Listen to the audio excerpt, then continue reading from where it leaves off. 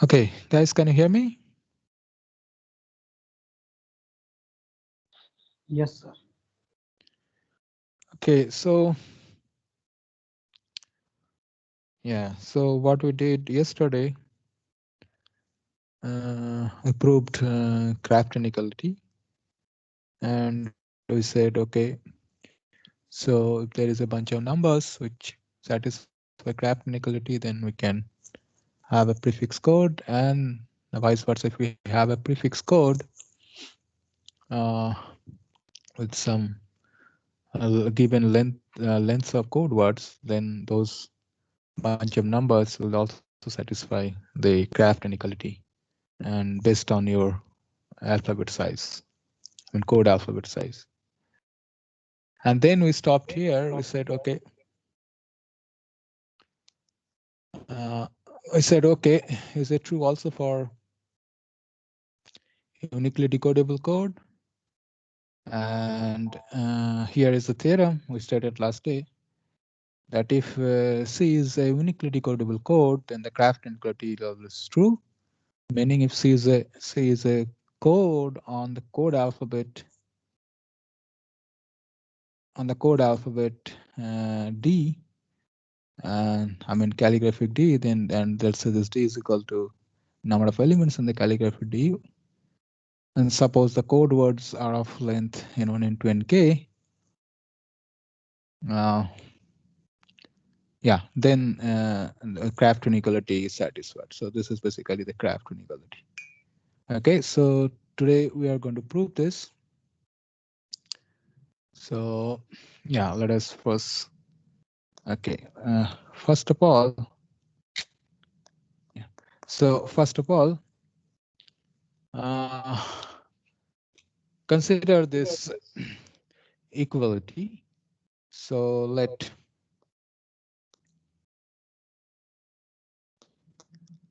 L be a positive integer,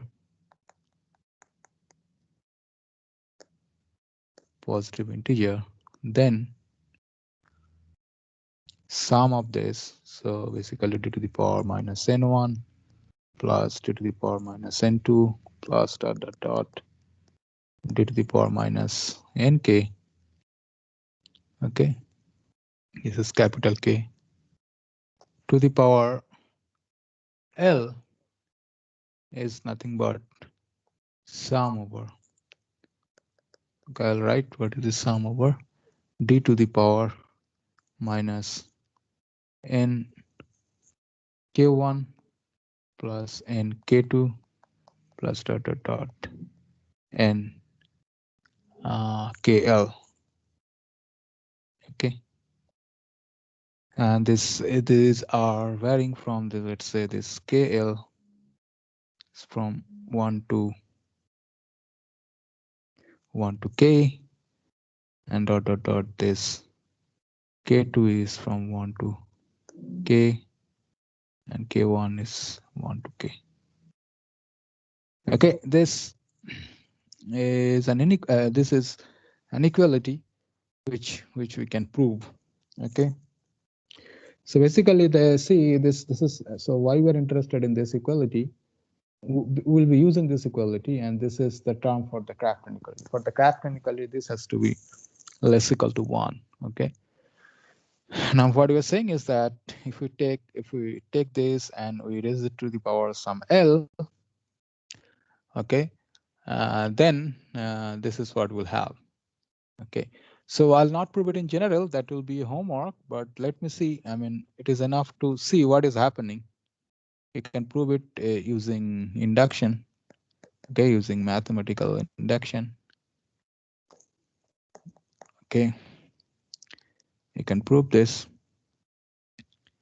But however, just let us check what happens if L equal to 2. And for the timing, let us also set k is equal to 2. Okay, for instance,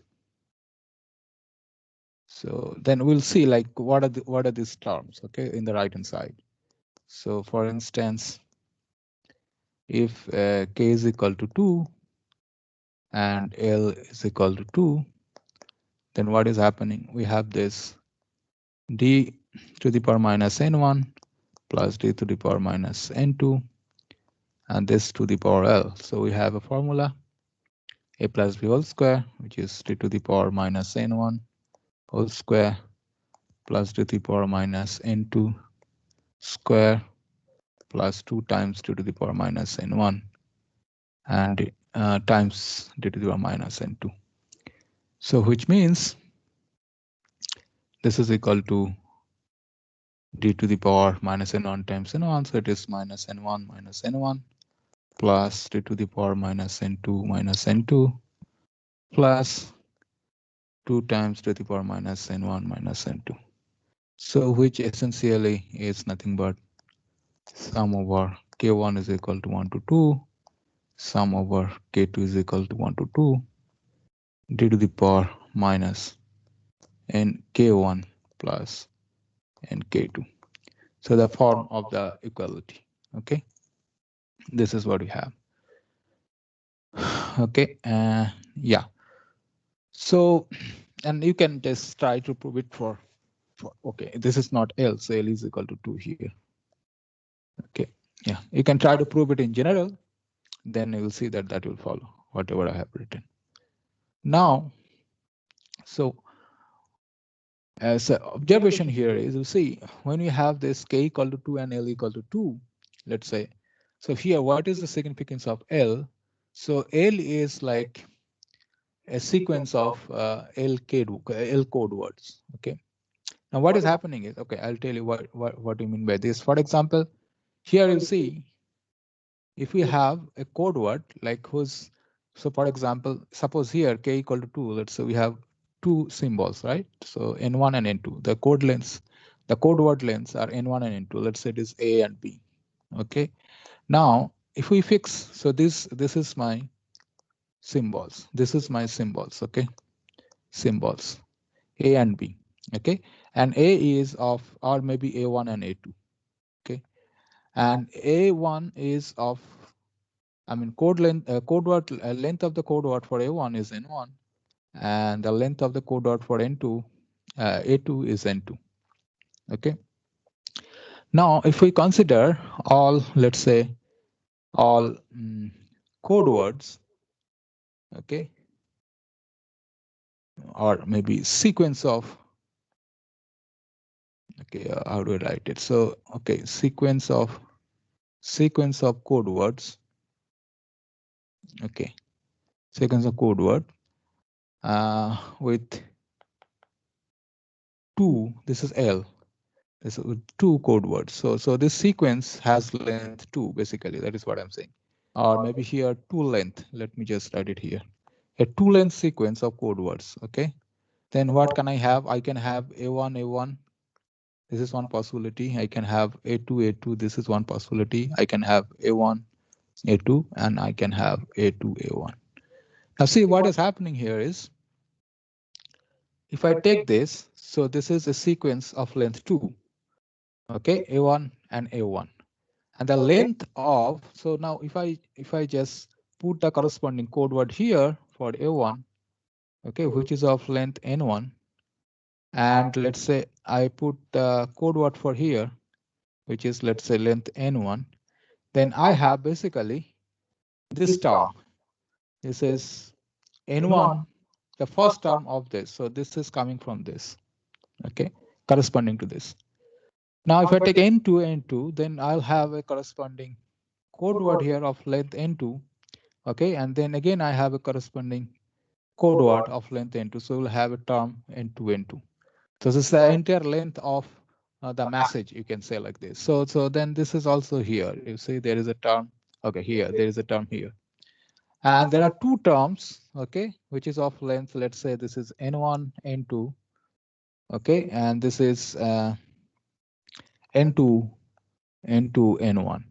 So the total length of this sequence is N1 plus N2, and this is also N1 plus N2. So there are two such terms. So that's why this 2 is here, and then it is to the power this. So what I'm trying to tell you is, if you construct, so corresponding to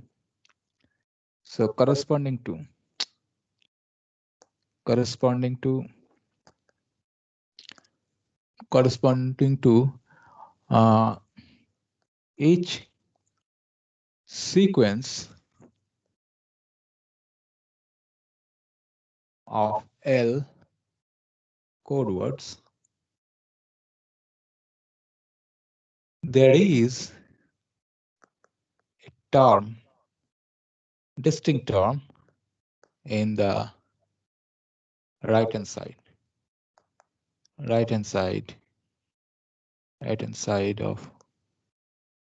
of let's say of the equality. So this is the observation.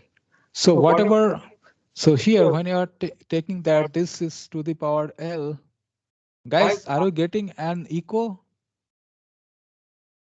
I'm getting an echo. Yes, sir. What is happening? Where this echo is coming from? Oh, okay. Here. Okay, now I think you won't get the echo. Okay, so the main observation here from this this equality is that in the right hand side, okay, in the right hand side of this equality, you always have a term, okay, corresponding to a sequence, okay, of L code words, okay. So there is a term, I mean, so corresponding to the length of sequence of a sequence of L code words, okay. So the length of, yeah, so corresponding to each sequence of L code words, there is a term, okay. So this term actually corresponds to the length of the entire length of the sequence, okay, of binary digits, okay. This is always there. This is an important observation from this equality. Okay, now we'll be using this equality. Okay, now, okay, and so each term when I say this, so let's say this n1 plus n2, whatever the values of nk. So there are, so let's say this is k. Sorry, let's say this k1. What did I write here? K1, k2, right? Yeah. So it is k1. This is k2. This is kl. Okay, because I have L number of code words, and these are the length of each of this is the length of each of this code word. So this is the length of total length of L code words.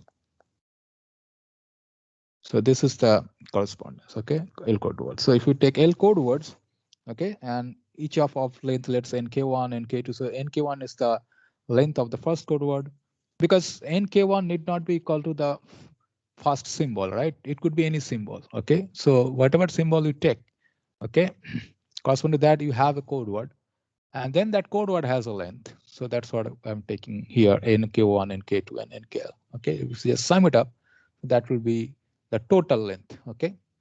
Total length of this L code words. Sir, I have a doubt here. It is total length or is it a possibility for total length? No, total length of each of this code word, because what I'm saying is, okay, so let me say, okay, for example, let's say I have the symbol, okay, the symbols are, let's say, A1, A2, A3, A4. There are four symbols, okay. Now I construct all possible sequences, okay, of length 3, 3 symbols, okay. So then the sequences of all sequences, let's say this, the sequences of 3 symbols, okay, okay, could be equal to, let's say, A1, A2, A3. This could be one, A1, A2, A4. It could be A2, A3, A4. Okay, it could be A3, A1, A2, and so on. Okay, you can always do that. Now, let us assume that I have a code word for this A1, which is N1. I have a code word for this, which is N2. Code word for this, whose length is N3. Code word for this has length 4. Then here, for the first sequence, the length of the code word A1, A2, A3 is this n1 plus n2 plus n3. So this is what I'm saying total. Why? Because corresponding to A1, I have a code word. This has itself a length. Now corresponding to this, I have a code word. This itself has a length. Corresponding to A3, there is a code. And it has a length. So this, let's say it is 1001. Then it is 101. Let's say just 10010, for example. So then this is 4 plus 3 plus this. So this is the total.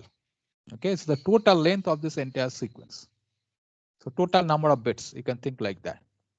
Similarly, for this, I will have this. For this, I will have this. By total length, okay, I means total length of all the code words, or maybe a code word, okay, is this. Okay, if once I pick it, oh, so I have to write code words because this is constructed from the code words. Okay, so there are 3 code words here, for example. So total length of L code words for a sequence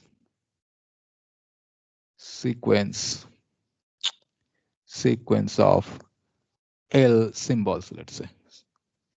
Okay, symbols, you can say symbols or just use code words. You got it now? Any Yes, doubt? sir. Okay, so this is the first observation. Okay, now let me define a set. Okay, so let me define a set which is, let's say, AI. Okay, or something. Okay, AI, let's say. This is, let's say these are all code words, C1, C2, CL. Okay, this is a sequence of L code words such that I is equal to n, let's say k1 plus n k2 plus dot dot dot plus n kl. Meaning what I'm trying to say is where n k1 or n k1 is the length of, so let me write length as the mod. So C1, okay, nk2 is the length of mod C2 and so on. Okay, so I can just write CL dot dot dot. So let us say this. So what I'm collecting here, I'm collecting is this is important. This I is same as this I. So for example, here you see for the case of this one, okay, this example, this n equal to 2, L equal to 2 examples. Here you see there are 2 terms whose lengths are n1 plus n2. Okay, for example, this one, this has length n1, total length n1 plus n2. This also has total length n1 plus n2. So there are 2 terms like this. So this value of this 2 is nothing but this. There are 2 terms whose length is n1 plus n2. And there is one term whose length is 2 n1. And there is one, so this is 1 here, the coefficient is 1 here, and this coefficient is 1 here, whose length is n2 plus n2. Okay, so if I expand this, what will happen is, if I expand this in the right hand side, then, so what we have is, if I write AI like that, so let's say this equation is star, okay, then, and also let's say AI is the mod of AI. That means there are how many sequences are there. Okay, so this is set of all the collection of those tuples, okay, of code words, okay, which has fixed length. Total length is same. Okay, total length is same. So sequences of L code words whose length is fixed, whose length is same. Okay, for example, here, okay, here you can have like this, okay, this length of this, and you can have like this. Let's say you can have this one. Okay, see here, if these are the code words, okay, so here it will be n3 plus n1 plus n2. Okay, so this and this, they are same. So I am writing this I as that length, okay, which is the total length of this code word, or the total length of the sequence of the L code words. So if I write like that, then from star, what do I get? This summation d to the power, I think, what was the notation? D to the power, okay, d to the power minus nk, okay, k equal to 1 to capital K to the power L, okay, then that can be written as sum of ai d to the power minus I equal to 1 to, let's say, L time n max. N max is where n max is the largest of the nk. So I can just collect all this, okay, and put that here. Okay, so this is just writing the same thing here. So here you see this is a compact notation. So here compact notation meaning here I wrote it 2 here, but I could have written this as d to the power minus n1 plus n2 plus d to the power minus n2 plus n1. Okay, instead of that I added it and I got this one. Okay, so ultimately what we have, and there will be maximum value of all this. Okay, so if I put all this everything together, so then I have this kind of an expression. Now once I have this, then what is about AI? Okay, how many numbers can be there? AI. I think my screen is frozen. I cannot write anything. Just a minute.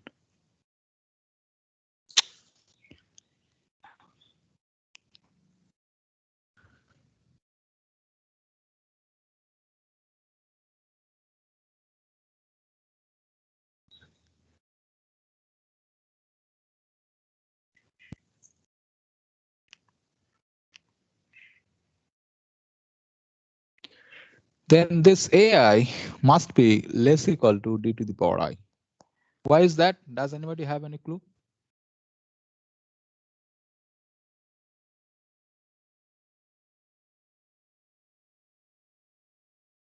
Then this, since let's say, since the code is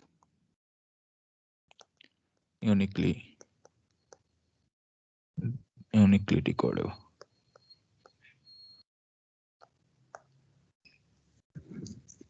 Say the definition of I, and I'm saying AI must be less than equal to d to the power I.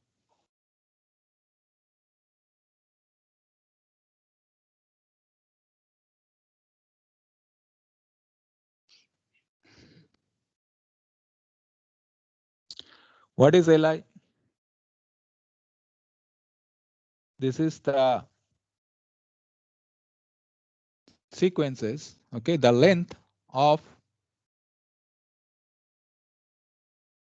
the total number of sequences of L code words having total length I. This is what AI is. So here this which equals, I can write, this is the total length, the total number of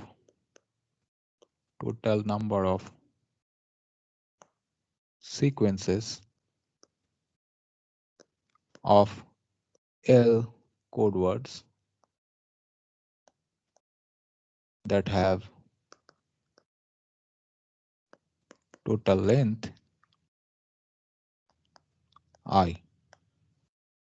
Now what I'm saying is this has to be less than equal to d to the power I. So because we have I palace, and for each palace we can put What? D.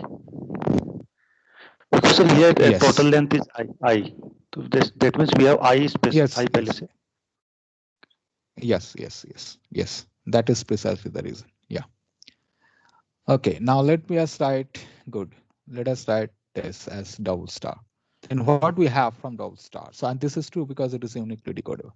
Then from double star, what do I have? So AI is less equal to DI. And what is happening is sum of k equal to 1 to k, small k to capital K, d to the power minus nk to the power L.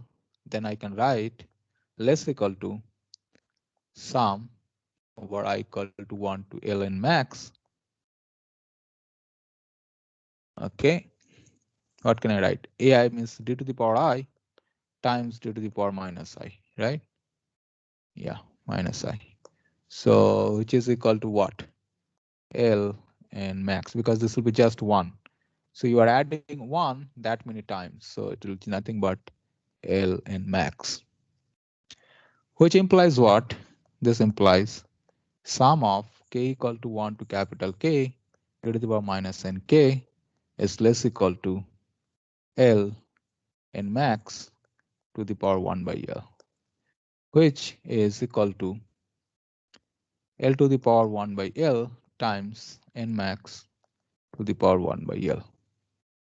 Okay, this is valid for all these. Now, okay, now if we consider L to be large, so L to be infinity, then what happens to the right hand limit? Because there is no role of L in the left hand side. So if we take L to be infinity or large enough, both side, then what does it imply? What is the right hand side? What is the limit of that? That implies k equal to 1 to capital K due to the power minus nk should be what? So what will happen to this if L is large? L goes to infinity.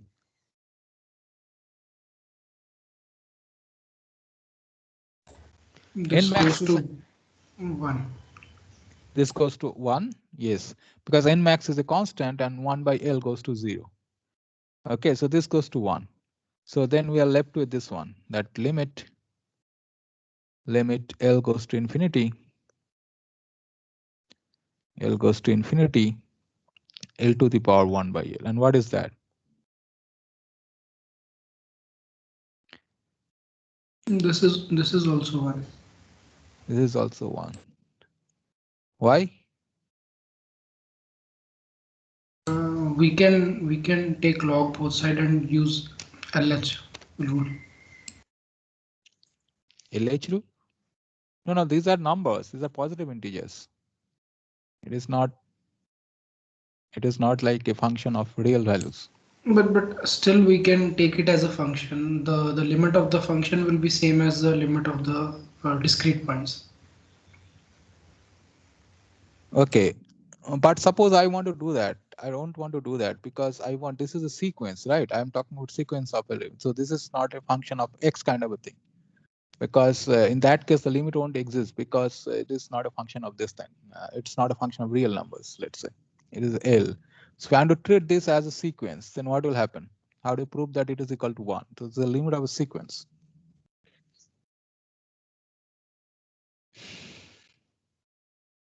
Any idea? Okay, you can think like that to get a ready-made answer, but what I'm asking you is just think about it because it is a sequence of, so that is the homework. Let's say, okay. I'll give you a hint. Just use some, let's say L to the power. Okay, so since I think you are habituated with sequences mean n, so it is like what I want to show is this. Okay, as n goes to infinity, will go to 1. So you write something as less equal to this something else. So use the sandwich theorem that and show that when, so you have to write something, we have to find some sequence n, some sequence bn, and when n goes to infinity, both n and bn go to 1, then this will also go to 1. So use sandwich theorem. This is a very standard problem, by the way, in undergraduate mathematics. Sandwich theorem, try to use sandwich theorem. So yes, so then we already proved, now we have a proof that if L is large means if you consider large number, I mean, if you have the sequence of L number of code words, okay? So if you consider, let's say, a large amount of symbols, okay, put together to construct the sequence, okay? So the same thing, like what we had here, there in the when we had this fixed length code words, okay? So we considered a sequence of L code words or L symbols, okay? Same thing is here. When L is large, then of course for uniquely decodable code, okay, this is always going to happen. The craft inequality is always true. Now we are in a so what is the conclusion from here? The conclusion from here is that yesterday we proved that for prefix code, Craft inequality always true, and Craft inequality is true for some n1, n2, nk for some numbers, positive integers. Then you can always construct a prefix code having those ni's as the length of code words corresponding to the whatever the symbols are. Let's say 1 and 2 ak. Here, what I proved that whenever you have a uniquely decodable code, the craft. So once you have a uniquely decodable code, meaning you have those numbers n1, n2, nk. Okay, then craft inequality is always true. So craft inequality is a necessary condition for a uniquely decodable code. So if you suppose if I give you a code, okay, and I ask you whether this is uniquely decodable or not, just check whether the craft inequality is true or not. If craft inequality is violated, obviously then that is not uniquely decodable. Okay, this is one way to look at it. Okay, now we are in a position to prove the source coding theorem. Okay, so here is the source coding theorem. The source coding theorem. Sir, in last theorem, is there any statement like we can put some extra condition, like suppose one code satisfy? So when craft inequality will imply that it is a uniquely decodable code, right? That is the question. Yes, sir. With some Yeah. extra So condition. no. Craft So the inequality thing. plus some extra condition. Yeah. So craft inequality does not mean that it is uniquely decodable. Why there can there is no extra condition. Craft inequality always imply that there you can construct. The code is a prefix code. You can construct those numbers. Okay. Well, you can design a prefix code having those numbers like n1, n2, nk, and prefix code is always uniquely decodable. So if some numbers, okay, some numbers n1, n2, nk are there which satisfy this craft inequality, then you can construct a uniquely decodable code. Okay, but the thing is, because you can construct a prefix code. Okay, but the thing is, there is no general condition that if craft inequality is satisfied and something else, so then that is always uniquely decodable. There is no such condition, because you can construct a uniquely decodable code. Every bunch of numbers in an n2 and k which satisfy this craft inequality does not mean that you are definitely going to get. You can have a corresponding. Any code. Let's say if you have any code and this n1, n2, nk they satisfy this craft inequality, then that is uniquely decodable. It's not necessarily true. Okay, so this is a good point. So it's a homework. Let's say. Okay, think about this problem. Give an example. Give an example of a code. Okay, which is not uniquely decodable. Actually, we'll do a lot of codes, but yeah, this is the beginning. So uniquely decodable. We'll do a lot of codes. Means we'll discuss a lot of mechanisms to design codes. Okay, and then of course you can try constructing different codes. But before that, since you don't know that, okay, try your elementary ways to construct code. Let's say then you will get to know more about coding. Yeah. So uniquely decodable code. Okay, uniquely decodable code. Okay. But the craft inequality, once you have this code, you have these numbers, n1, n2, nk. But but the craft inequality is satisfied. But craft inequality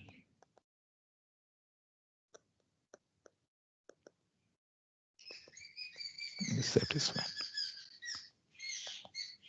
See, otherwise, what we said in the yesterday is that if there is a bunch of numbers, okay, we satisfy craft inequality, you can construct a prefix code. There is a prefix code, and prefix code if you have, then of course there is this. The craft inequality will always satisfy.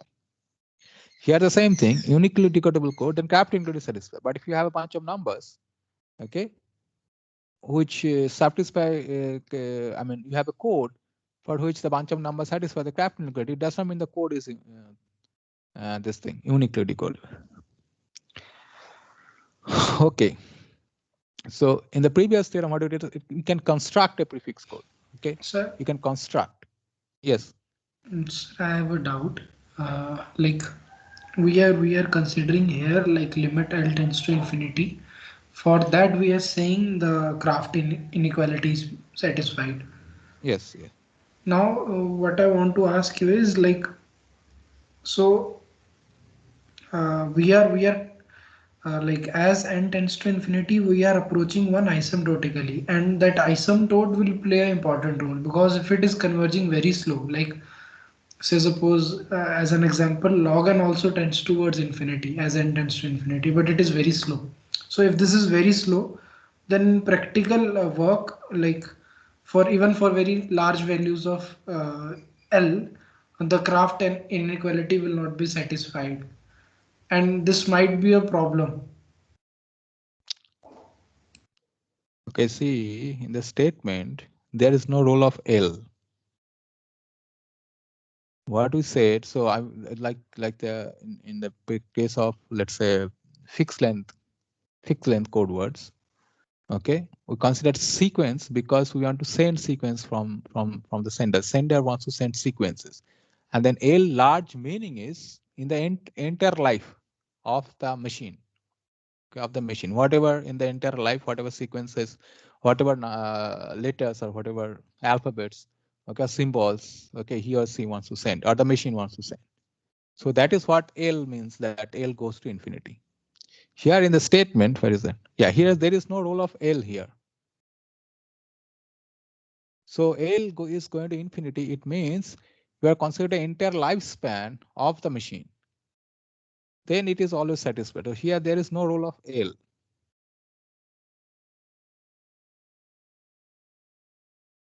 Did you get my point? Sir, like I'm still very confused, because L here was the length of our L. So L corresponds to the string of L symbols. So the number of element which we are coding is L. No, no, no. L is not number of elements which we are coding. No. L is, so where is it written? L is the number of code words. I said here you take L and then you take infinity. That means here, see, what is given to you here? Here, this D is given to you, and this NK are given to you. Now you want to set up a code which you want to work with for your entire life. So when I say L is going to infinity, it means what are the number of possible sequences you want to send.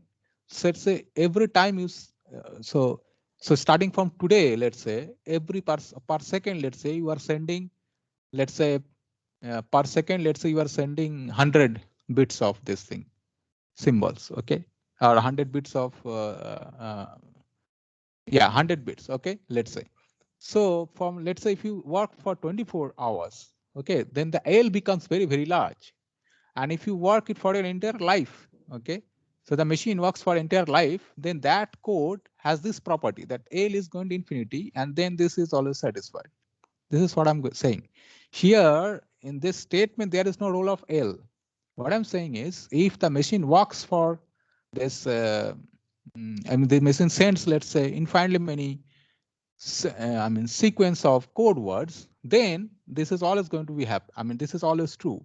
That means your code, whatever the uniquely decodable code, that always satisfies, I mean, so that always satisfy that craft inequality. So if the machine works for infinite time, then the uniquely decodable code, whatever way you design the code, because for the design of code, I need only N1, N2, Nk, no L is here. No L is required, and only I need D. I need the alphabet set. I need only this two, and then I design a code which is, let's say, uniquely decodable. Then what I'm guaranteeing is that then this uniquely decodable will satisfy the craft inequality because this machine is going to work for his whatever the lifespan it has, let's say.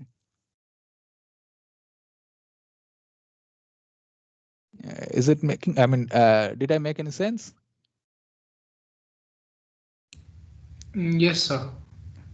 Yeah, think about it. That's not a problem. Okay, so so here in the for design of a code, Because what you want to do, we have everything available. So let's say we have ASCII, right? This code for Americans, whatever we discussed like in the last semester, programming language code. So the thing is, suppose I ask you to design a code. Okay, so this is how the theory developed. Okay, so now how do you design a code? Okay, so you need to know we need to know, it need to first fix N1, N2, Nk. I gave you symbols. You need to fix N1, N2, Nk. The question is, how do you fix it? If I fix any N1, N2, Nk, okay, will there be, can you design a uniquely decodable code? The answer is no, because of this theorem. Because if it is a uniquely decodable code, it has to satisfy craft inequality. That means whenever you pick this N1, N2, Nk, they have to satisfy craft inequality. Then only you can design a uniquely decodable code which will work forever. This is what is the meaning of this theorem. Okay, sir. Okay. Okay. Okay. So let's go ahead. Okay. So then we have this theorem, source coding theorem for this thing. So earlier we put source coding theorem, okay, for fixed length code words. Now we have the source coding theorem for the variable length code. Okay, so what does it say? So it says, okay, the same thing. You have, let's say, some D. All the preliminaries are same. So all the conditions are same. Whatever we discuss about. So D, let's say D be the number of code alphabets. Okay, for in our case, T is equal to 2, let's say, because we want to suppose consider binary sequences. Alphabet, okay, and let also that this U, let whatever the U, let's say we are denoting U as this. It's a random variable, okay, random variable corresponding to the information source, random variable, okay. And a variable corresponding to information source means we have a bunch of symbols A1, A2, AK corresponding to the information source.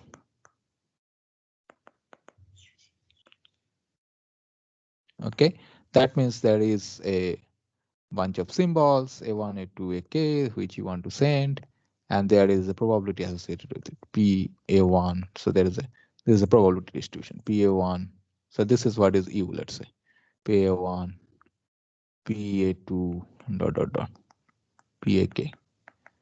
Now, okay. So these are A1, A2, AK.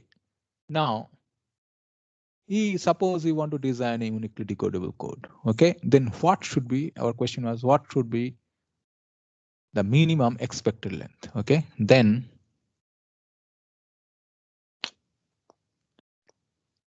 what is happening? Then, okay, the n bar, the expected length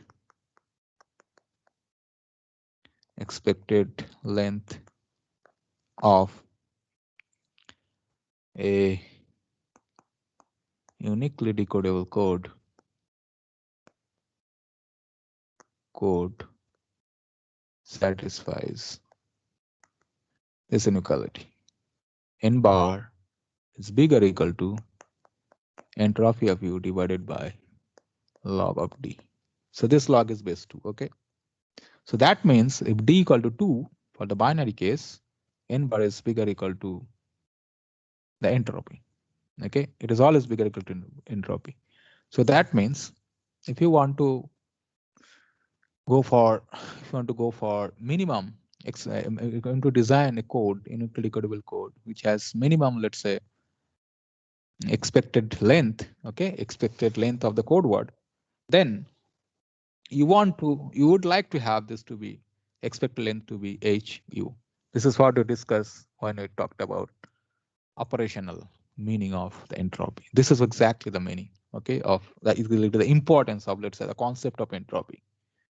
So when we introduced entropy as a concept, that how much information is there, this and that. So this is what it is. This is why we define that way. So this is how that definition works. Okay. So anyway, so and in fact, if you have a prefix code, okay, so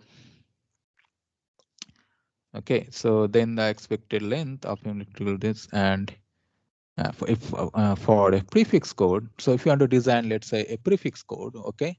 So okay, let me write it this way. It is possible. It is possible. That is also uniquely decodable. Here it is giving you a lower bound, okay. But for prefix code, we have better result, which will also give you an upper bound. It is possible to define, okay, a prefix code such that n bar, okay, is also less than hu by log 2 d plus 1.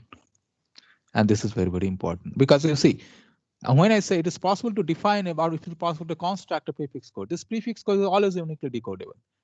So that means for this, you already have this. This is always bigger equal to this. But you can also have this prefix code which is bounded above also by this one. That means which is very, very close to this one. Only the difference is +1. Okay. So you can always define a prefix code whose expected length is lying between these two bounds. Okay.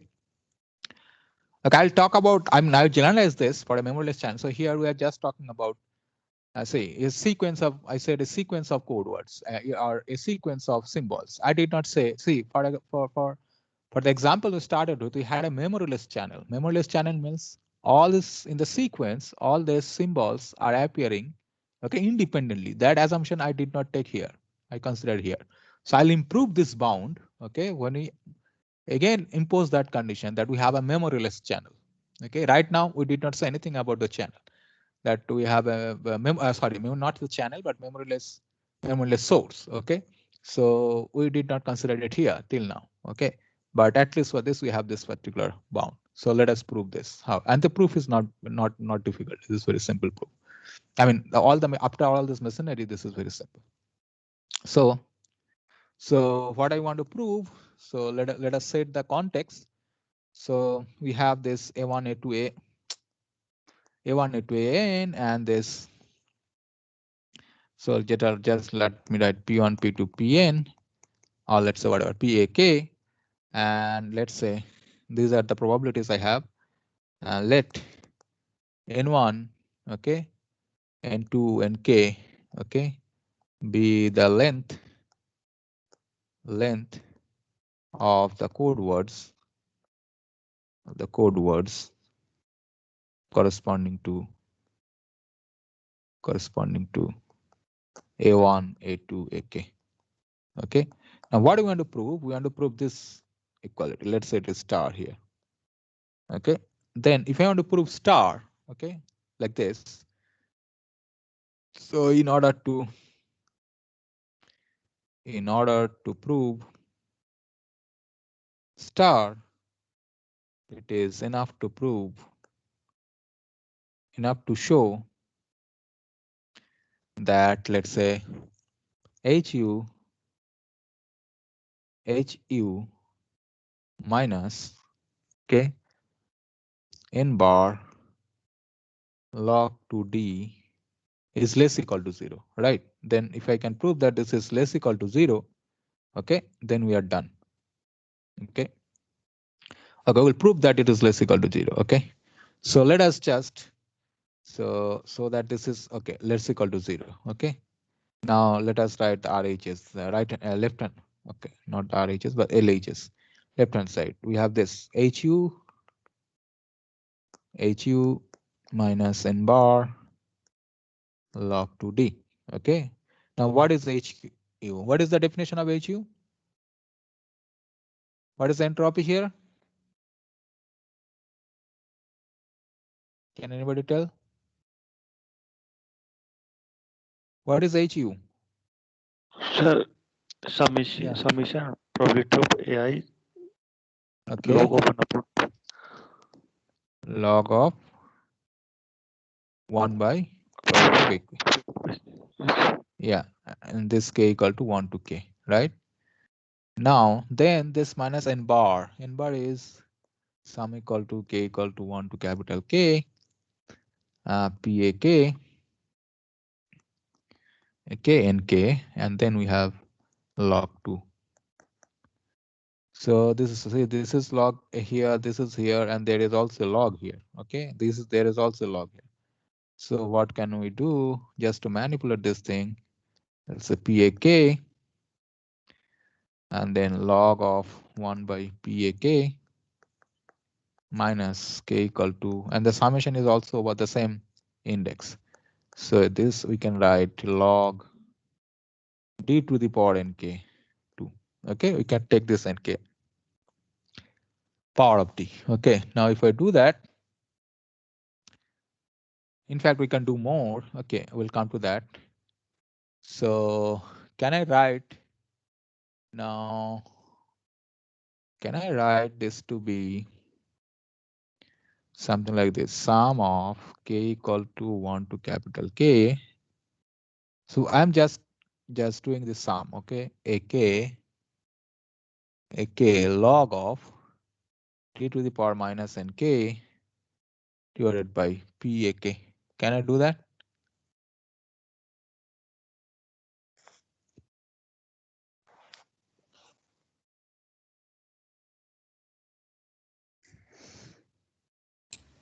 Yes, sir. Yes, sir. Okay. So once I do that, then I will use a trick, and this trick is a homework. Trick is that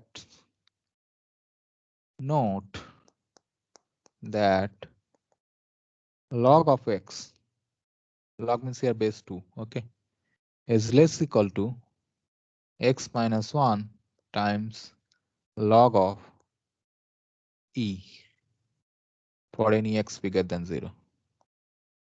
Can anybody tell me how can we prove it?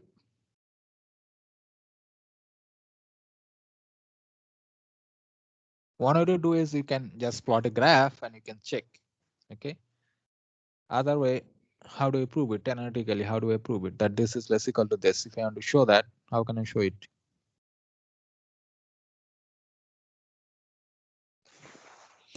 Mm, Any idea? Any ready-made idea right now? Any idea?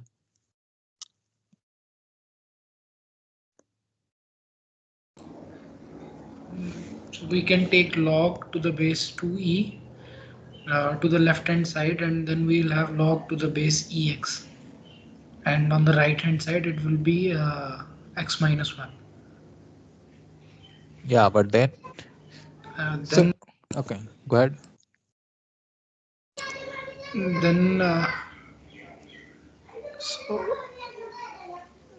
we can write 1 as log to the base ee, and we can put it on the right side. No, Okay, just a second. so okay, so in general, if I give you a if I ask you to prove something like fx less equal to gx, what do you do? What I mean, suppose if fx is some function I give you, gx some function I give you, then what would you do? I mean, how to prove that? Fx, suppose I ask you to prove that fx is less equal to gx for some function f and g. How do you start? What is the trick? Is there any trick to prove this kind of inequalities? We can take the difference, and that function we can see the maximum. If maximum is smaller than 0, then the equality is true. Inequality is true. Okay. Okay. So yeah, there are many ways. So try to find at least, manage to find at least one way to prove this. Okay, this is the case. Now, if we suppose if this is true, then what we can have from this one? Can we apply this here? This x is playing the role here. Okay. So what can we say?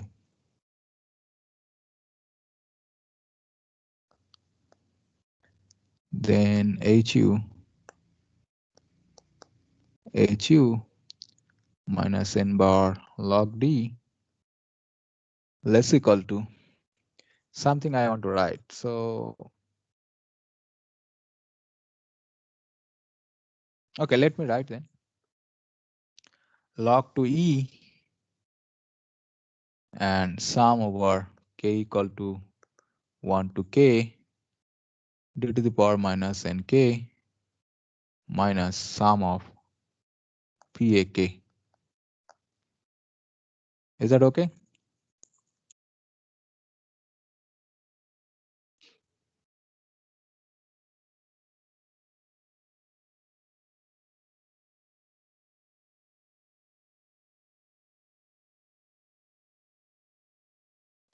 Yes, sir. Okay. So now what can you say? The code is uniquely decodable. Okay. Then it has to satisfy this. This is what our case. What we wanted to prove. Now from here, I need to show that this is less equal to 0. Okay. So can you say this is positive or negative? Log 2e.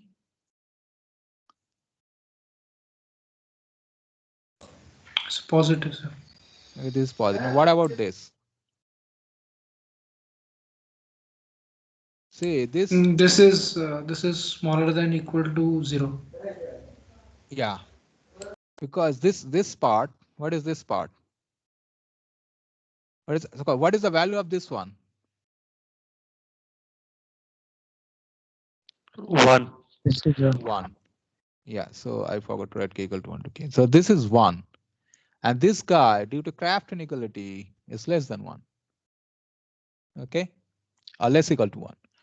So then this is less equal to 0. And that proves that implies in bar, okay, is bigger equal to HU by log 2D. That's proven. Okay, now we want to show we want to find an upper bound for the prefix code. Suppose the code is prefix code. Okay, then we can say, what did we say? We said that it is possible to define a prefix code such that this. So since we for uniquely decodable code, this inequality is true. So this part is always there because I just need to guarantee that I can do this part. Then obviously if I have a prefix code which satisfy the right hand inequality, then obviously that will satisfy the left inequality because prefix code is a uniquely decodable code and uniquely decodable code satisfies the star, the first inequality. So obviously for the prefix code, it will satisfy both. So what I'm going to say is that I now need to give a promise that I can construct a prefix code which will satisfy the right hand inequality. Okay. So when I say I need to construct means what is given to me? Given to me is P1, PA1, PA2, PAK. So this is what is given to me. Now I want to decide my N1, N2, Nk, okay, for the prefix code, okay, for which I can have this inequality satisfied. Okay. Now,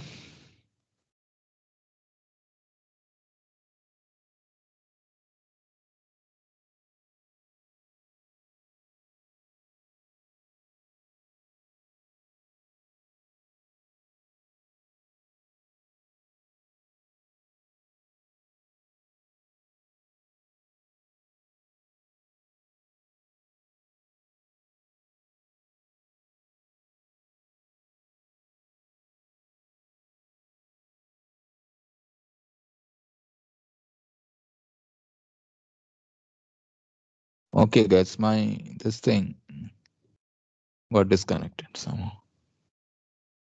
Just a minute. Can you hear me?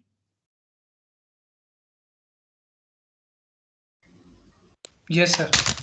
Okay, just a minute.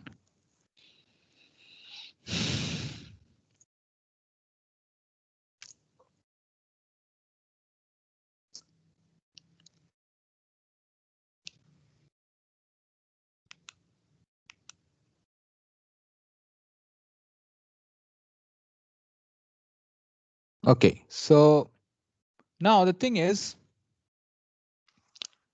Acha, can anybody tell me when this equality be achieved? question here. Before we proceed further, let me ask you this. So this is a bigger equal to, right?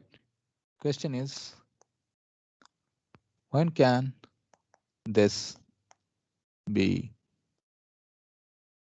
an equality? That means this guy is equal to 0 in the right hand side.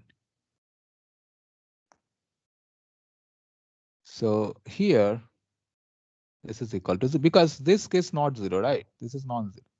So this has to be 0. But when can this be 0?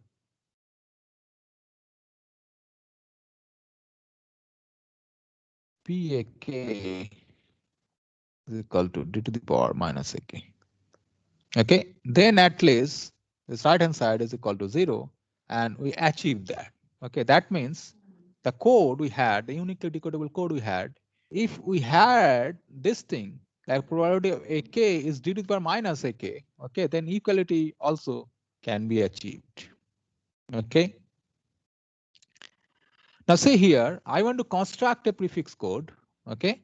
So I need to construct a prefix code means I already know that if there is a bunch of numbers n1 into nk which satisfy the Kraft inequality, then I can always construct a prefix code, right? Not only that, if there is a bunch of numbers which satisfy the Kraft inequality, if you have a prefix code, then we always have a Kraft inequality, and a bunch of numbers which satisfy the Kraft inequality, then I can always design a prefix code. Okay, so okay, this is the answer. Now see. If I can, so from this is a nice observation actually. Now I want to construct my prefix code. So suppose I'm able to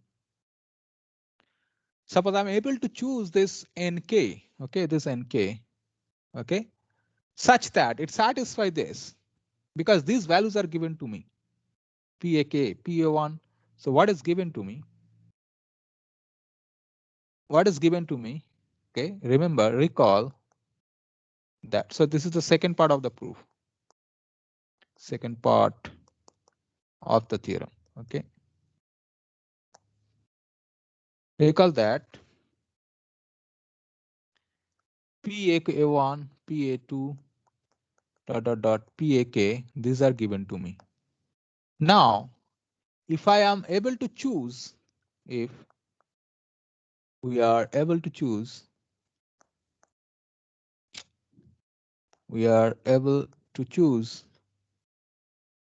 NK that satisfy, okay, PAK to be equal to d to the power minus NK for all k, then we are done, right?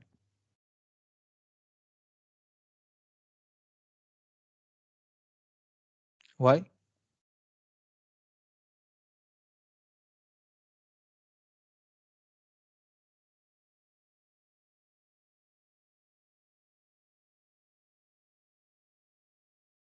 What I'm trying to tell you is, I need to choose.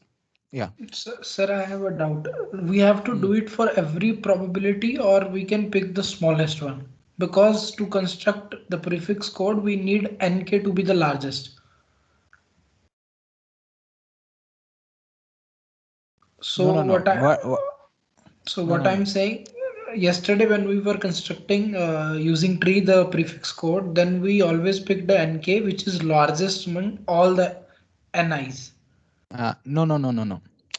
So the thing is, there is some AK for which it will be the largest. So it depends on whether AK is you are considering AK, the symbol AK. If there is an ordering A1, A2, AK, okay, and you suppose you define for A1, you have something, A2, you have something, dot. If AK is the last one, then you can say NK is the last one. Otherwise, if AK is, let's say, the first one or sitting in the middle, so AK is just a symbol, right? So wherever it is, if you just So what I'm saying is AK corresponding to which the probability is smallest. No. That we did not consider in the construction. That's what we mentioned. We did not incorporate that fact that the probability, how the choice of the probability, we will do it later. We just had some bunch of codes and we only assume that A1, A2, N1 less equal to N2 less equal to Nk because we had to choose this when we were constructing the tree. We only assume that N1 is less equal to N2, this less equal to Nk. Other than that, we did not assume anything. Just a minute. I said we are not using this fact. Okay. So, see, it is written that max of nk we have to choose. So that maximum will occur in the case No, when the maximum. probability. No, what is that? What do you mean by this? Maximum Nk have to choose? What do you mean by that? So what I'm saying here is like to construct a prefix code, we need a nk.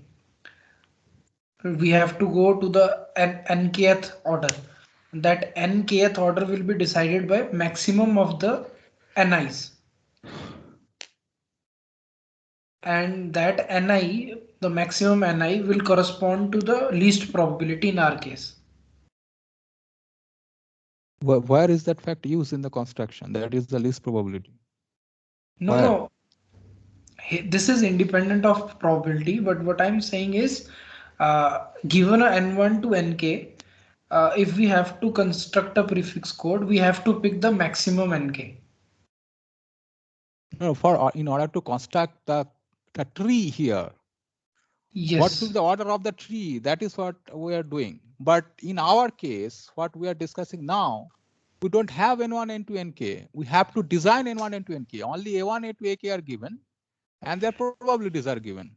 We have to come with N1, N2, Nk because we need to design a prefix code. That we need to decide the length of the code word such that N bar right inequality will prove that it will. I mean, we can construct a prefix code whose expected length, that means we have to first find N1, N2, Nk, and that will satisfy the average length of that will satisfy that inequality. We can do that. This is the thing we are proving. N1, N2, Nk, this is not given to us. We said we want to see that statement of the theorem. We can define a prefix code. What is given to us? Only this part is given to us, nothing else. So N1, N2, Nk is not given to us. Then this part is given means A1, A2, Ak are given, and P of A1, P of A2, P of Ak are given. Now what we are saying is if there is a uniquely decodable code, then it will satisfy always this one. This is the first part of the theorem. Okay, with this assumption, if there is an uniquely decodable code, then it will always satisfy this one. Then what we are saying is we can always construct a prefix code. Okay, whenever this information is given, we can always construct a prefix code which will satisfy this one. That means now it is in our hand how to design N1, N2, Nk such that N bar, if you take the expected length, that will satisfy this inequality. Of course, when you are designing Nk into Nk, there will be one of them will be maximum, right? Yes, sir. But we need to define N1, N2, Nk, all these numbers. Now the question is how to choose those N1, N2, Nk. So what I'm saying is, if I choose N1, N2, so because the probabilities are given, I can, and D I already know. So this is known, this is known. Suppose I choose N1, N2, Nk, which satisfy this. Suppose it is possible. Then what will happen? That is my question. You understand what I'm saying? Yes, sir. Yeah. So now, so it is in our hand to decide what should be N1, N2, Nk. Suppose I'm able to, okay, to choose N1, N2, Nk for which, because this is given, probability D is given. Suppose I am able to choose N1, N2, Nk for which this is true, then what will happen? That is my question to you. What will happen? Sir, your first observation, craft inequality will be satisfied. That means we can construct a code. Okay. Now suppose we are not able to choose this Nk. That means this Nk, the problem is this Nk has to be integer. That is the problem. And I can give you some numbers, maybe D I can fix because D is a positive integer and this is also some integer and D by something and D to the power minus of this Nk. I mean 1 by let's say D to the power Nk. That need not be able to, I did not be able to find such numbers in Nk for all of this. Then question is what will happen? Okay, so I have to prove it in general. So if if we are not able to find,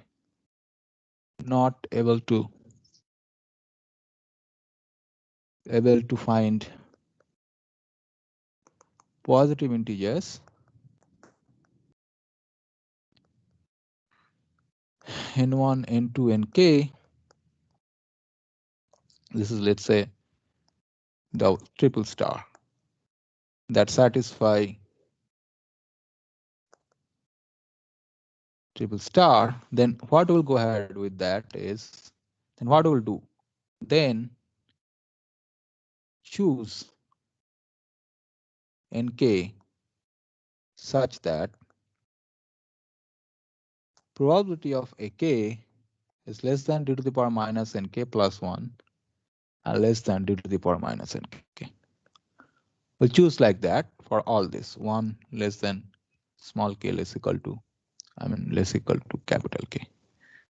Then choose nk for which this is lying between this. Now I have a range of possibilities because this could be little higher than this one. Okay, so I'll choose accordingly my nk such that this is in the interval, this d to the power nk to d to the power nk minus nk plus 1. Now once you do that, okay, then we can take the sum over all k. Okay.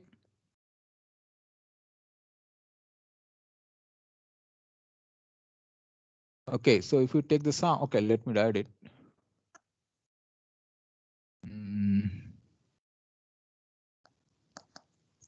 K less equal to sum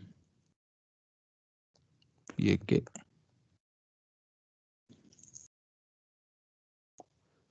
Okay. Then if I do that from this, on the left hand side, what we have? This is just the Craft inequality. Craft inequality is satisfied. Okay. Now, so Craft inequality satisfied means I can consider a prefix code. Now, what about the right hand side?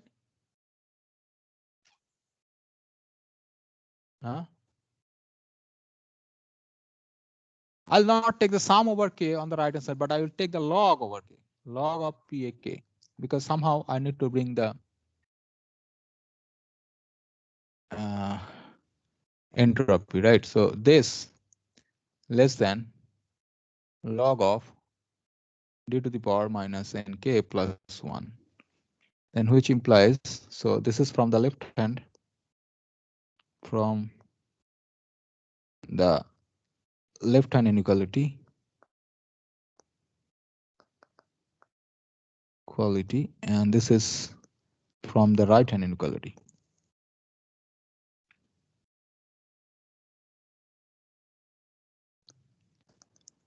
So this is Craft inequality which is satisfied. Now from the left inequality, what do we have? So let's say this implies what? So this implies, okay, let us say it is base 2, okay, no problem. So log Pak minus, okay, so this is less than, less than d to the power, okay, so I can bring this here, nk plus 1 log of d, which means what? Okay, I can do a little bit of calculation here, log of Pak less than minus nk log d plus log of d. So that means I can, okay. So what can I say? That nk,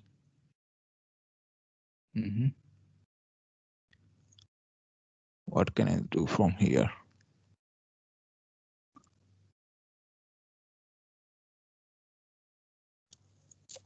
And to have an inequality for nk, right? So I have to do, okay, let us divide first with log d. So it will be log of Pak divided by log d. Okay, less than minus nk plus 1. Okay. Then and bring the nk from that to this one, then I can have minus log of pak by log d plus 1. Is this okay?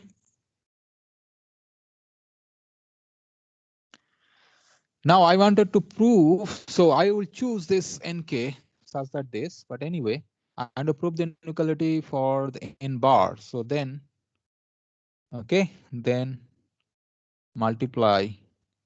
Okay, so let's just do it. So there's pk, okay, or maybe pak nk, which is less than minus pak log of pak k divided by log of d plus p of ak. Now they take the sum. So sum over pak and k, which is k equal to 1 to capital K, which is less than sum. Okay, 1 by log d will come out. Sum over minus. Okay,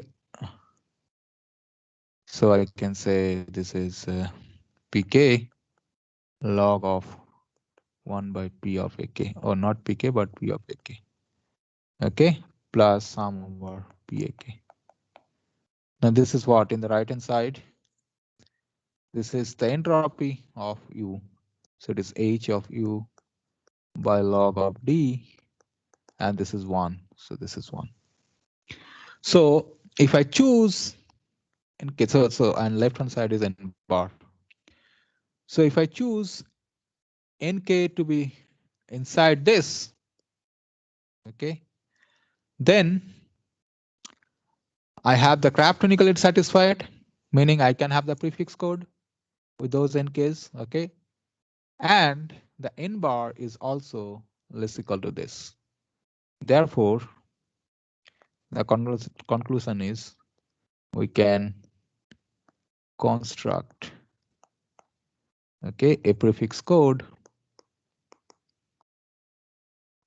such that n bar, because prefix code is uniquely decodable, so this will be less equal to hu by log d, and this is less than hu by log of d plus 1. Okay, so this proves the source coding theorem for variable length coding. But if we assume that our source is, okay, memoryless, then what will happen to this n bar? Okay, what will happen to this prefix code? And I'll show that we can improve this bound. We can improve this bound. Okay, so now, so this is the proof of the source coding theorem. Now, if the source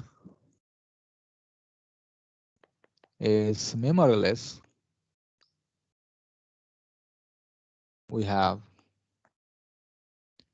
the following bound.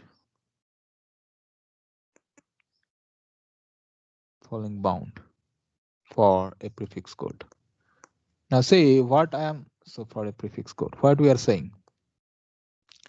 What is given to me? So I have a channel like this, I have a channel like this. So what we are doing here, so this is some channel which we are not using right now. Okay.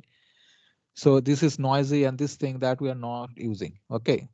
What we are saying is that there is some list of symbols, let's say A1, A2, AK, which are given to me.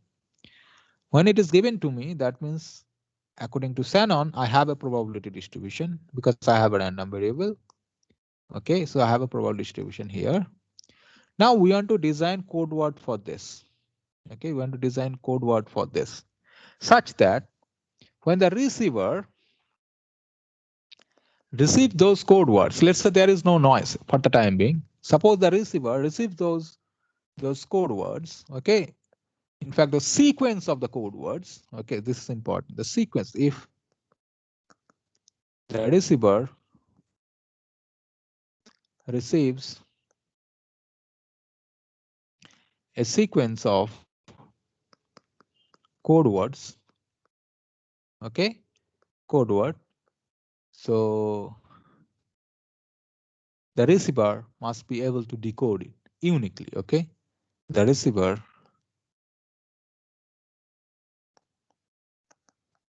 must be able to decode it uniquely. Means there are only one, okay, sequence of source symbols once after the decoding. Okay, there would not be 2, 3 or multiple number of source sequence possibilities, and the receiver will be confused. Okay, it will not happen uniquely. Now what we are saying is, how do I design the code? So how do I design these code words for each of the symbols such that this is possible? Okay, now once we want to do that, we need to fix the length of the code words. Okay, so if we assume that A1 has length N1, A2 has length N2, and dot dot dot AN, AK has length NK, then the question will be, what are the values of N1, N2, NK? Okay, such that the receiver will be able to decode it uniquely. Okay, and we are also interested to design a code for which the average code length is small, because otherwise what will happen if the average code length is very, very high, then I have to transmit, okay, many number of bits, okay, compared to another code where the average length is, okay, low or small. That's why, from the perspective of transmitting all this sequence of code words, I need to have a code which is uniquely decodable, and the average code length is as small as possible. Okay, this is the goal. And what we proved using the source coding theorem, it says that I can always have a prefix code, okay, such that this n bar, the average code length, the average code word length, okay, is lying between this, and here this HU is the entropy of the given source, and D is the alphabet which I'm using for the coding. Okay, so this is per latency. Okay, now whenever I say average code length of the coder, that means on average for any with the probability distribution, the expected length, meaning on average with that probability distribution, I'll spend these many bits for the coding. I mean number of bits which is lying between this to this. Okay, this is guaranteed now. Now the question is, since the information set is memoryless means my sequences, okay, whenever I do that, my sequences are independent to each other, okay, then can I improve this bound? Okay, that's the thing.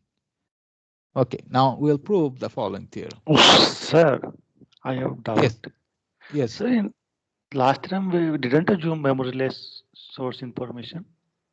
No, we didn't. We just use that it is a self sequence. We didn't use the memoryless source. We just talked about sequences of code words. We did not say that it is memoryless.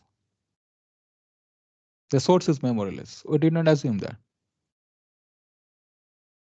We only assume that we have a sequence of code. In fact, in the previous theorem, okay, when we proved the craft inequality, we just talked about sequences of code words. You see, you say sequences of L code words. We did not say that this sequence, okay, of code words means what? This is a memoryless. This is the source is memoryless, so that they are all independent. C1, C2, CL, they are all independent. That we did not assume. But we did prove it in general, like we have a sequence of code words. Okay, so even if it is memoryless, these things are true. But the question is, can we improve the bound for this, the average length of the coder or expected length of the coder? So this is what we're going to prove now. So this is my next theorem. Okay. So assume that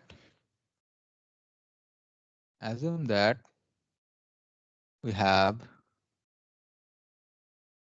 a memoryless. What is the advantage of having memoryless source? Huh?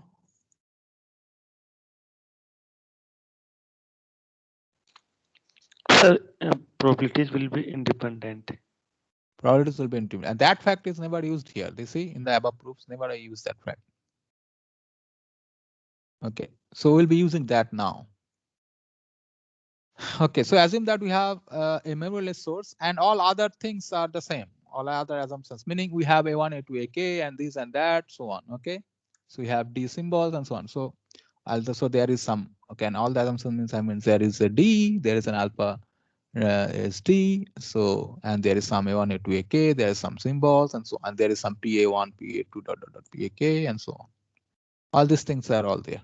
Okay, now what we are trying to prove now, that if this is the case, if the source is memoryless, then we will be able to generate, then we will, if these are all given, okay, then we'll be able to construct a prefix code, which is uniquely decodable, of course, a prefix code such that, okay, such that in bar will be less than this.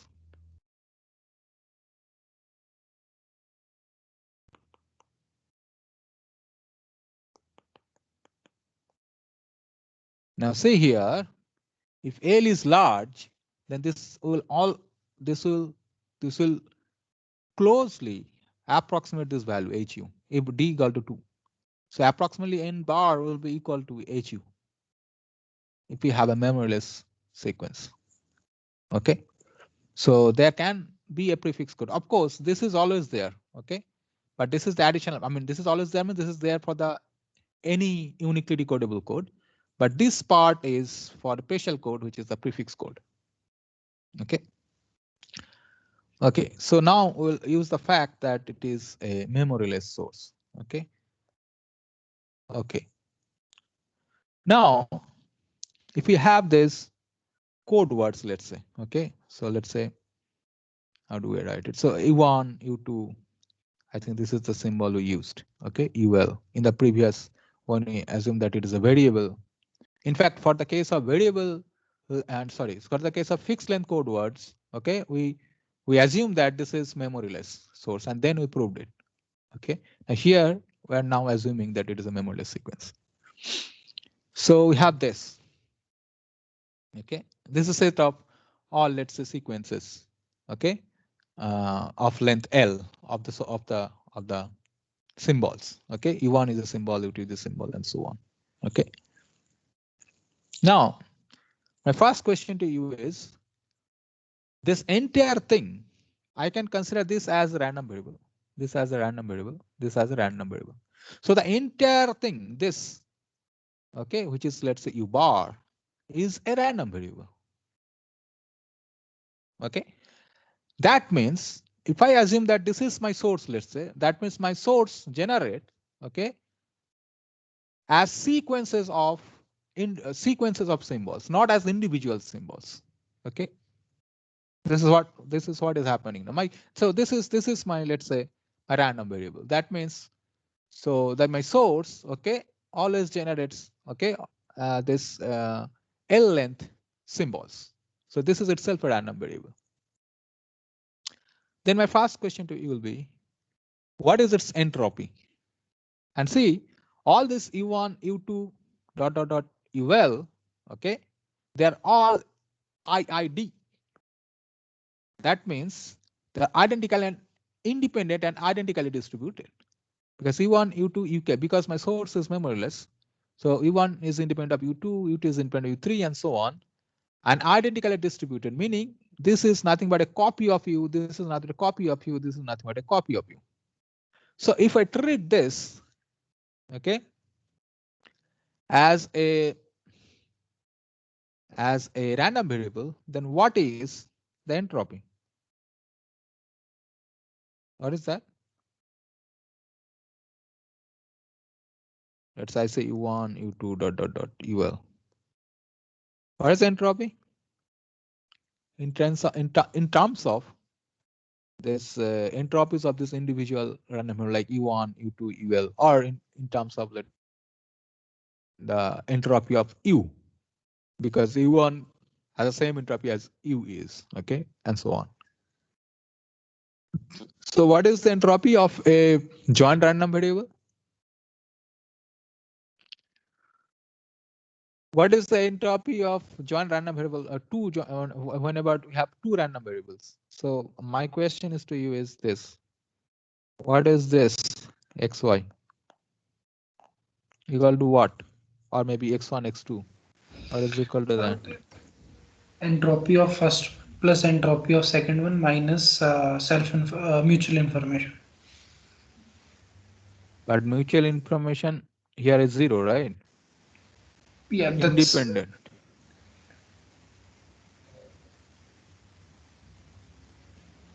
So in general, what is this? So this I stated when I talked about, so when I said is chain rule. If you go back, okay, long back, I think I gave you some homeworks. There I said, let me just find out.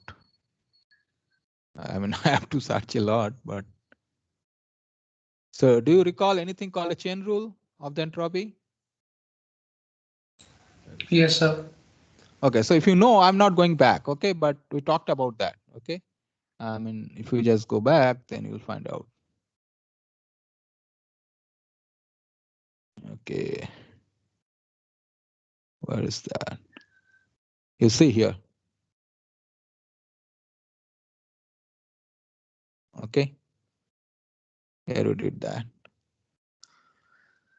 If x1, x2, if you have anything like x1, x2, xn, okay, then this joint entropy, okay, is always less equal to this. This is one thing. And then we'll have some.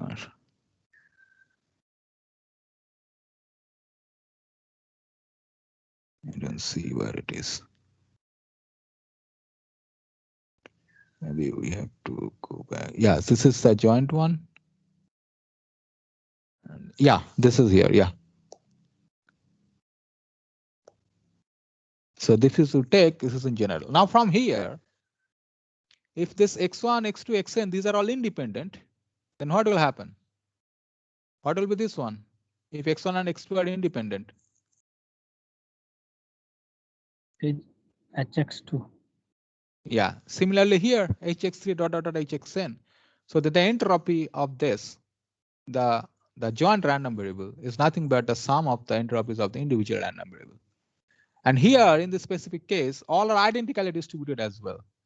Okay, so it will be like hu1 plus hu2, but hu2 is again u1. So it is hu plus hu dot dot dot hu, okay, and L number of times. So this joint entropy will be nothing but L times hu. Okay. Yeah, so from here, what is happening? Okay, just a minute.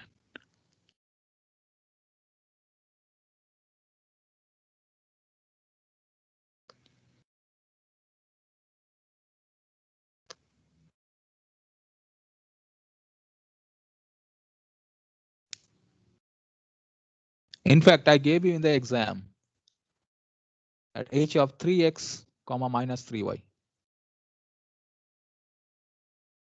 See, in the entropy, it does not depend on the random variable. It only depends on the probability distribution of the random variable.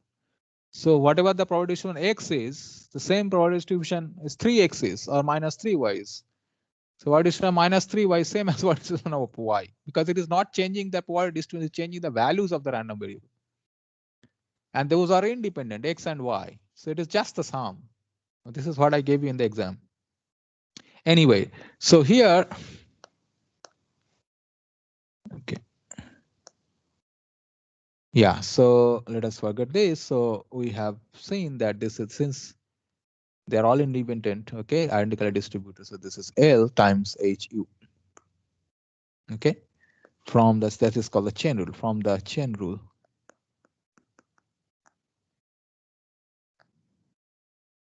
Okay.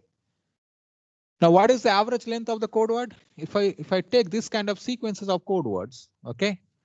So for each individual random variable, the average is n bar. So the average of the average code length, average length of the, see, what is the context? What is the context here? So earlier I had this, okay.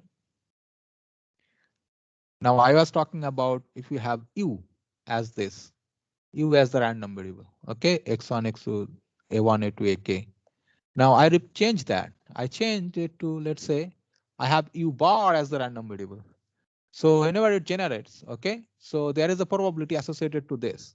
So u bar means what is that? That is u1, u2, u1, u2, ul.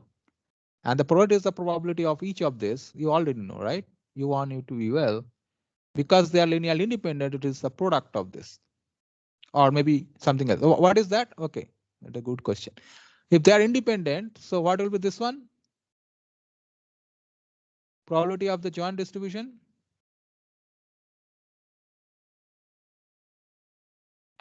So product of all these. Yeah, so product of all this, right? So ui, let's say, or uk, whatever, ui, I equal to 1 to l. So you already know everything. So u bar, whatever you have, you already have a probability distribution for that, probability distribution for that. So that means u bar can act as an information source. And this is what I'm using here. So I'm treating u bar as an information source. This is the random variable, which is a joint random variable of L tuple of u itself. So here we had this information, we had this u. Now from u, I constructed u bar, and this is now acting as information source. So whatever is true for any random variable corresponding to the information source, whatever we proved earlier, it is also valid for u bar because this is also a new random variable. And I know the probability distribution of all this and probability values of all these symbols. Okay. I mean, all the elements here, or maybe you can say all the symbols. The symbols here are A1, A2, AK. Instead of that, it will be sequences of A1, A2, AL. Those are the symbols here. And I know the probability. So this can act now as an information source.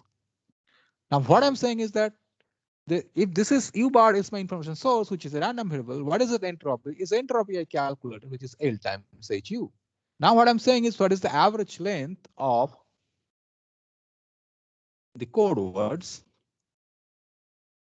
Who can tell me? Okay. Here the code words are what?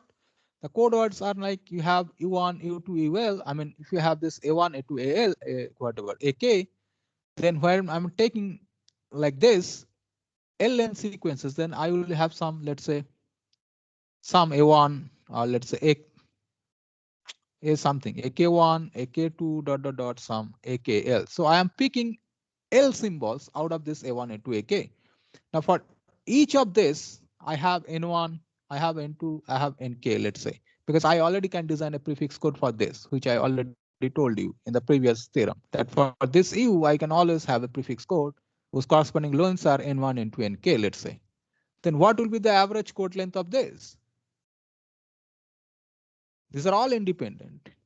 Average is n bar, average is n bar, average is n bar, but because n bar is the average code length for each of the symbol. Okay, in that sense. So this will be, average will be what? Of all these L sequences of the source symbols of this random variable, what will be that?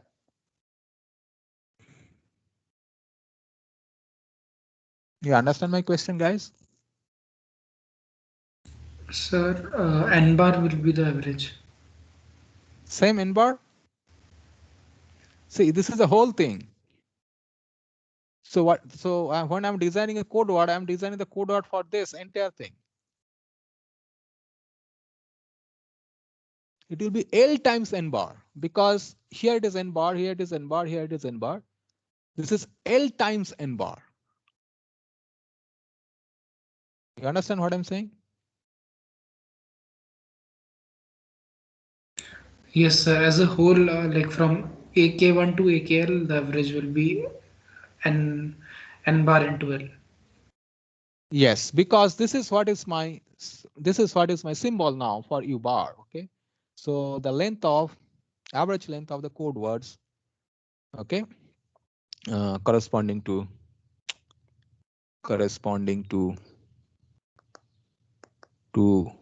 U bar is L times n bar.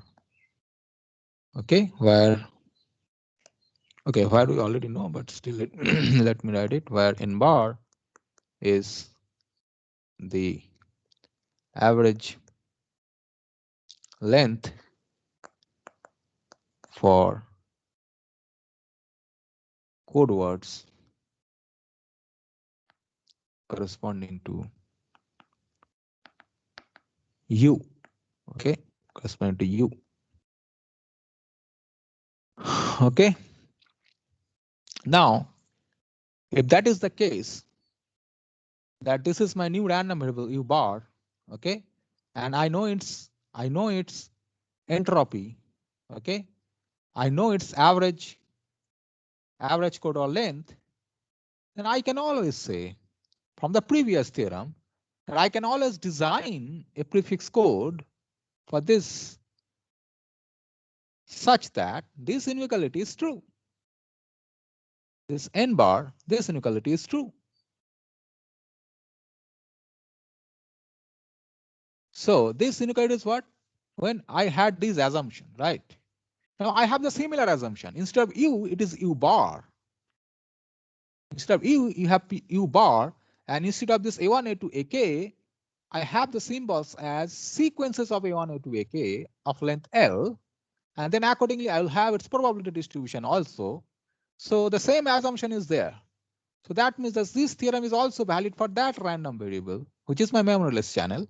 And I can, of course, the conclusion is also true. So I can, of course, design a prefix code which will satisfy this inequality. So from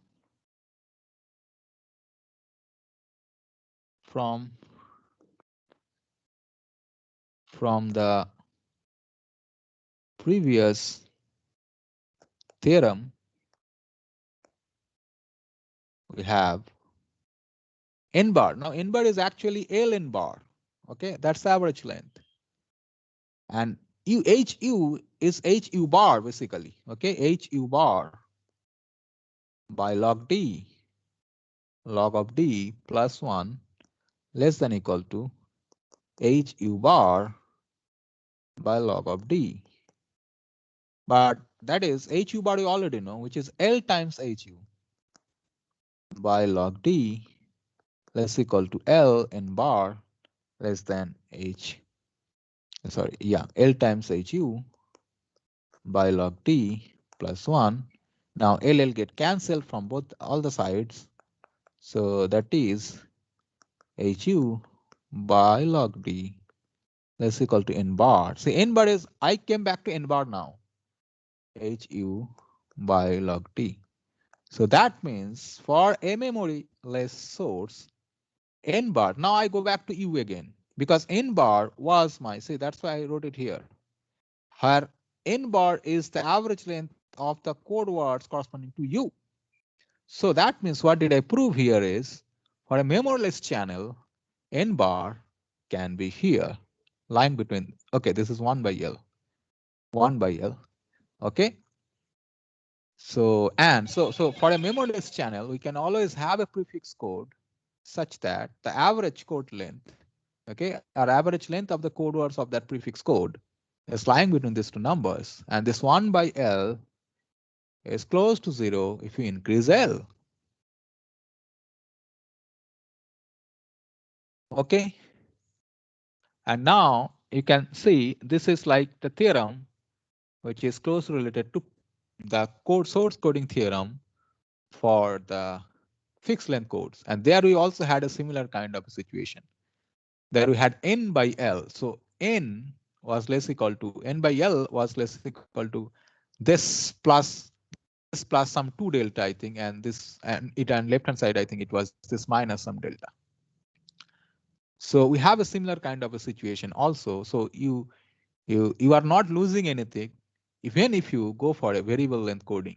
Of course, there is an issue of weighting that we'll be addressing later on, because that is a technological thing. Like, okay, so that is nothing to do. I mean, that is not very much related to mathematics, but you have, when you are somebody is designing such a communication system, he or she has to take care of that. Okay, how to reduce the waiting time. But we'll discuss whatever the mathematics possible. We'll discuss later possibly. But yeah, here, so this relates to the original source coding theorem also, for which was for fixed length code words. I think I should stop here. And yeah, so we proved two main theorems for this. Now our goal will be what? What will be our goal now? So if the source, okay, so this is a nice thing, prefix code. I said I can design a prefix code, okay, with this n1, n2, nk. I can do that. And then how to generate that code? Generate that code will be using that tree. Okay. But the question will be, is that, and this prefix code means it is a uniquely decodable code. But the question is it optimum? Optimal means, can there, suppose this is okay. So this theorem guarantees me for the construction of a uniquely decodable code or the prefix code. That prefix code will have an average length, average code word length, which will be lying inside this bound inside this interval. But is it optimal? Meaning, can there exist another uniquely decodable code whose average length is below the average length of this code, this prefix code? And the answer will be yes, there is a possibility. And I'll give you a construction, okay, which is the least one possible. You cannot go beyond that. You cannot go beyond that. Okay, so I'll give you another design of a code where the average length of the code words, okay, is the least one. Least one means if you have any other uniquely decodable code, okay, that will be bigger equal to the average code length of, the average length of the code words of that optimal code. Okay, so that we'll discuss next day. And we'll also gradually discuss other kind of sources. We'll relax the conditions and we'll see what we can achieve. Meaning we'll relax, so we'll consider different kinds of information sources, and we'll see what will happen to the coding thing, like the source coding theorem. What will happen to that next? Yeah, so if you have any question, you can ask me now.